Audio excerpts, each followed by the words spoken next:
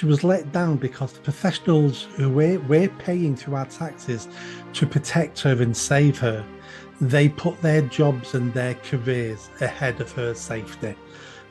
I'm not as optimistic as you. I think the BBC will carry on doing what the BBC do.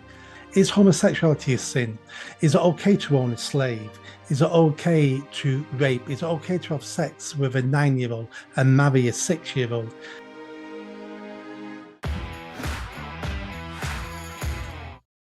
Sarah White and Nick Buckley both with me.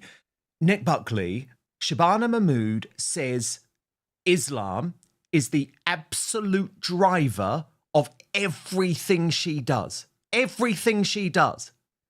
And she's now the favourite to replace Keir Starmer, even though the mainstream media are trying to protect her and are using Wes Streeting as the stalking horse. Do you feel comfortable in a Christian country to have someone who puts Islam ahead of everything else as Prime Minister? We've already had a Hindu as Prime Minister, and it wasn't that long ago that you couldn't be a Prime Minister if you was a Catholic. And that wasn't that long ago. What we need the press to do is we need the press to ask her certain questions. Do you remember the grilling that the leader of the Lib Dems got? Was it Tim something? I forget his name now. He was a devout Christian. And the press hounded him to say that being gay was a sin. And they hounded and hounded.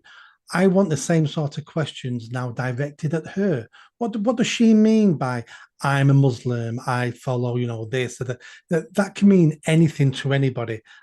She needs to be asked some serious questions. Is homosexuality a sin? Is it okay to own a slave? Is it okay to rape? Is it okay to have sex with a 9-year-old and marry a 6-year-old? These are the questions we need brave reporters to ask her so we know exactly what strain, what type of Muslim she is. But to answer your question clearly, I don't mind if someone is a prime minister and has a different religion, is not Christian, but they need to understand and need to admit this is a Christian country. But I want to know what she means by I'm a Muslim. Yeah, and the fact that it's the driver of everything she does.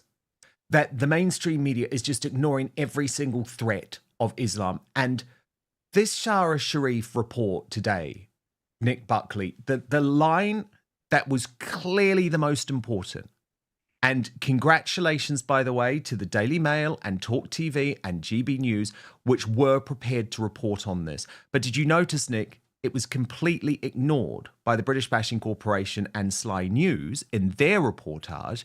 The most important thing is that the reason the officials were not prepared to follow up was because they were scared that if they asked what was really under her hijab, why she was really wearing a hijab, they would be accused of racism.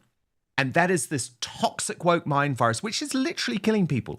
It killed people at the Manchester Arena when the security guard was too scared to approach the suicide bomber. And this young girl is dead as a result.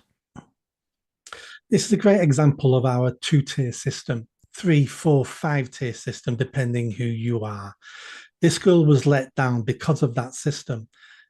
She was let down because the professionals who we're paying through our taxes to protect her and save her, they put their jobs and their careers ahead of her safety.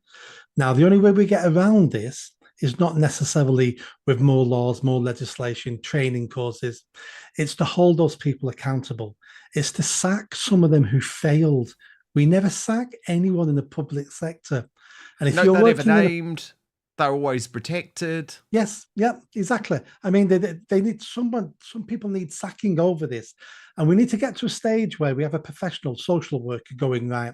There's a girl in front of me who has got a hijab on or has a different custom, and I'm not sure what's going on. I don't want to be rude. I don't want to be called racist, but I know that if I make a mistake here, I lose my job, and I might even end up in jail. Do you know what? Call me racist because my job and my pension is more important to me. Therefore, I will be called racist. I don't mind that now. But at the moment, they play the safe hand, which is I'll do nothing no complaints, no accusations of racism. We have exactly the same thing with knife crime in this country. We have young black men dying in pools of their own blood. And the reason why we allow it to happen is because to stop it, professionals will be called racist for targeting young black men who are stabbing young black men. So these professionals would rather have young black men die in pools of their own blood than rather be called hurty names. It's all the same problem. It's a two-tier system. It is. It absolutely is. And then we've got the Shamima Begum campaign, and they're never going to rest. They're never going to rest the members of the deep state. Where do you both stand on Begum? Do either of you want her back? Definitely not. Absolutely not. Not because if she comes back here, she'll be a threat, because the odds are she probably won't be a threat. But we need to start thinking of the future. What's the message are we sending to tomorrow's jihadis? We're saying to young people in this country, it's okay to be a traitor. It's okay to go to another country and hate us and fight us and kill us, because we'll forgive you at the end of the day and you can always come back. No. But Nick, do you understand why Russell Quirk has felt he had to speak out here? I have to be honest with you. I have huge respect for him doing so, Nick, because one of the hardest, most awful things when you are cancelled, and of course you know what it's like to be cancelled, I know what it's like to be cancelled, is the fact that people who were your colleagues, your friends for such a long period of time just go silent and sort of erase you. And I think we've got to start being braver. And I think what we just saw from Russell Quirk was reasonable, but also actually surprisingly brave. You know, to speak up against your employers like that is a big deal. And he knows the consequence might be that he then gets banned from talk. Absolutely. And that's what we're missing in the country. It's a level of bravery. No one's brave anymore now. And I get it to a certain extent if you've got a mortgage to pay. And the people who don't, when you were sacked from GB News, no one spoke up. And the people, well, Calvin spoke up and it cost him his slot on GB News. You know, we have to be braver because we're in a war at the moment trying to save this country. And if you're in a war, you need to be prepared to take some hits. But people don't want to take that hit. And if you work for an employer, then of course you're at their beck and call. You've got to do what they say.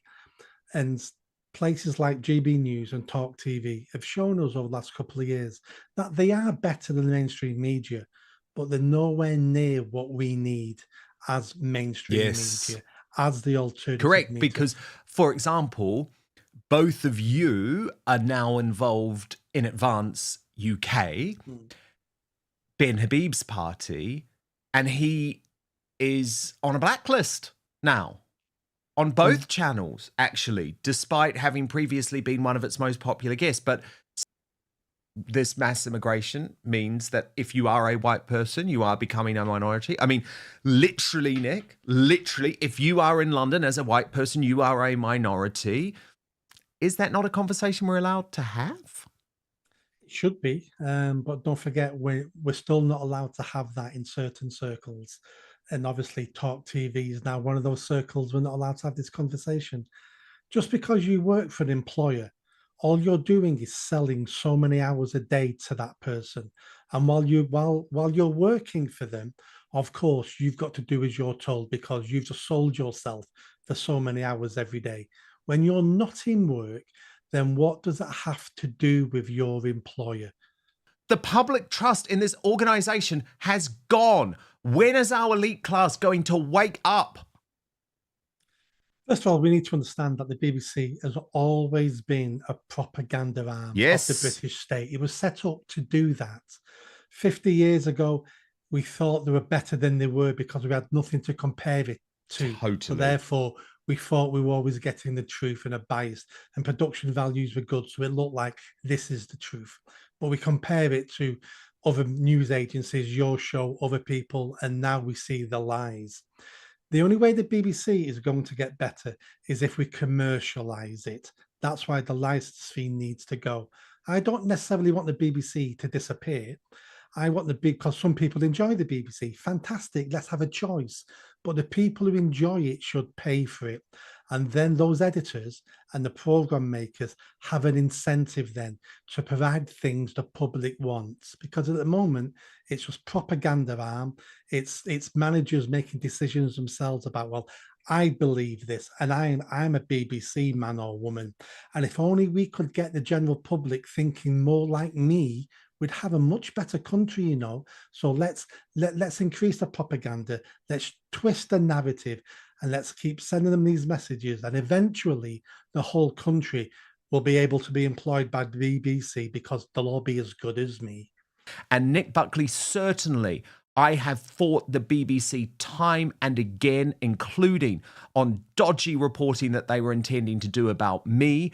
But I hope that this public apology marks the start of an era where the BBC thought they could say anything about people on the right being over. And I think it's Donald Trump who's ended it. I really do. I'm not as optimistic as you. I think the BBC will carry on doing what the BBC do, mainly for this reason. And you can relate this to all our public institutions and organizations. Nothing works in this country anymore, from the prison service to the police, to education, to the BBC. And the main reason why nothing, I mean, some of it is by design, but some of it is pure incompetence. And why? It's because we don't recruit on merit anymore now. We recruit on box ticking. You're the type of, you've got the same views that we want in the BBC, so we'll recruit you. You can't do the job. You're incompetent, you're stupid, but we'll give you the job because you've got the right views. You take a box in the prison service because you're black, you're gay, you're this, you're that. Same with the police force. You're a woman, you're 4'2", but we'll employ you to tackle 6-foot men. Nothing works. And the BBC is one of the reasons why it's not working, because it's full of incompetence. Totally. But above all of that, Nick, isn't he also just proving himself to be deeply nasty and hugely unpleasant? I'm actually surprised at some of the tweets you've just shown. I saw the one about the tomb of the unknown soldier, and I read that and thought, oh, that. Do you know what? He made a mistake there. He's trying to be funny. He's trying to be edgy, and I put that down to that. But seeing the ones about the widow of Charlie Kirk, they're horrendous. And retweeting that and he did it more than once. That's horrendous. I think it goes back to never ever meet your heroes, because they never live up to what you've built them up in your mind. He's a comic genius. He has been for decades and decades. From all this stuff, I've loved all this stuff. But I mean, we also need to, and I don't mean this in a negative way, I'm not trying to insult the man, but he's 86 now. So we need to think about, is he losing part of his mental capacity? Because some of this is absolutely horrendous. I don't know, but he's ruining his reputation. Absolutely. Well, indeed, that fits very nicely with me just reminding you all about Nick Buckley's brilliant book as well.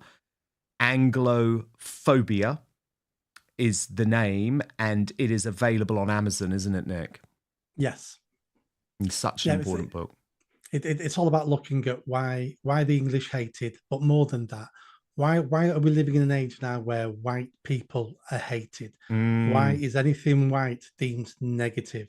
Part of it is jealousy and envy, but part of it, especially for English people and white people who tend to hate themselves and hate their culture and hate their country, investigate the mental health issues that are part of the problem, and why they hate everything we've given the world.